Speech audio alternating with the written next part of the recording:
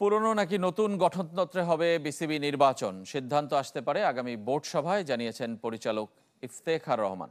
তামিম ইকবালের নির্বাচনে অংশ নেয়ার গুঞ্জন নিয়েও মুখ খুলেছেন তিনি।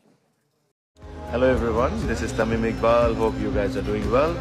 I will be participating in একদিকে দেশের ক্রিকেটের সর্বকালের সেরা ওপেনার তামিম ইকবাল আর অন্যদিকে আইসিসিতে কাজ করা দেশের ক্রিকেটের প্রথম টেস্ট সেঞ্চুরিয়ান আমিনুল ইসলাম বুলবুল। বিসিবির ওই রাজ সিংহাসনটা কে নেবে দখলে?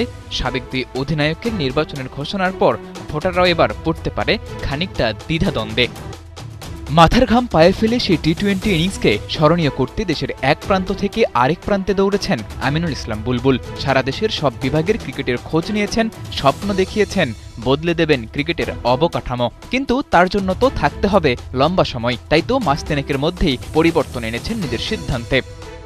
I would love to continue টি-20 ক্রিকেট। তো মাঝে মাঝে 120 বলও খেলতে হয়, 120 বল তো 2 ওভারে শেষ হয়ে যায় না। 120 বল খেলার এই ঘোষণা দিয়েই বিসিবিতে দীর্ঘমেয়াদী থাকার ইচ্ছা পোষণ করা প্রেসিডেন্ট বুলবুলকে নিয়ে গেল কয়েকদিন ধরে চলছিল নানা গুঞ্জন। অবশেষে সিলেটে তিনি নিজেই টানলেন সেসবের সমাপ্তি। অক্টোবরের প্রথম সপ্তাহে আমরা ইনশাআল্লাহ ইলেকশন করব এবং প্রপার ইলেকশনই করব। এখানে সভাপতি ইলেকশন হয় না, এখানে ডিরেক্টরের ইলেকশন হয়, সেটা প্রথম লক্ষ্য এবং সেখানে থাকার চেষ্টা করব।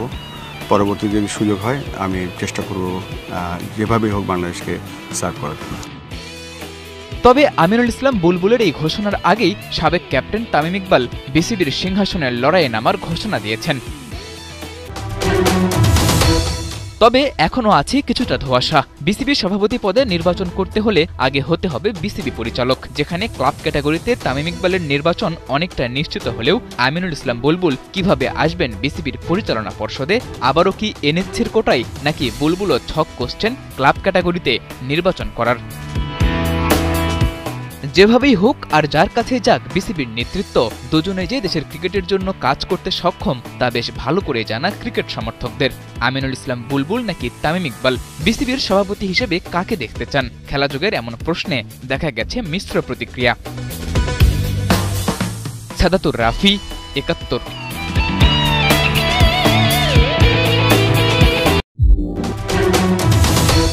তবে এখনও আছে কিছুটা ধোঁয়াশা। বিসিবির সভাপতি পদে নির্বাচন করতে হলে আগে হতে হবে বিসিবি পরিচালক, যেখানে ক্লাব ক্যাটাগরিতে তামিম ইকবালের নির্বাচন অনেকটা নিশ্চিত হলেও আমিনুল ইসলাম বুলবুল কিভাবে আসবেন বিসিবির পরিচালনা পর্ষদে? আবারও কি এনএসসির কোটায়, নাকি বুলবুলও ছক কষছেন ক্লাব ক্যাটাগরিতে নির্বাচন করার? যেভাবেই হোক আর যার কাছে যাক বিসিবির নেতৃত্ব, দুজনে যে দেশের ক্রিকেটের জন্য কাজ করতে সক্ষম তা বেশ ভালো করে জানা ক্রিকেট সমর্থকদের। আমিনুল ইসলাম বুলবুল নাকি তামিম ইকবাল, বিসিবির সভাপতি হিসেবে কাকে দেখতে চান? খেলাযোগের এমন প্রশ্নে দেখা গেছে মিশ্র প্রতিক্রিয়া। সাদাতুর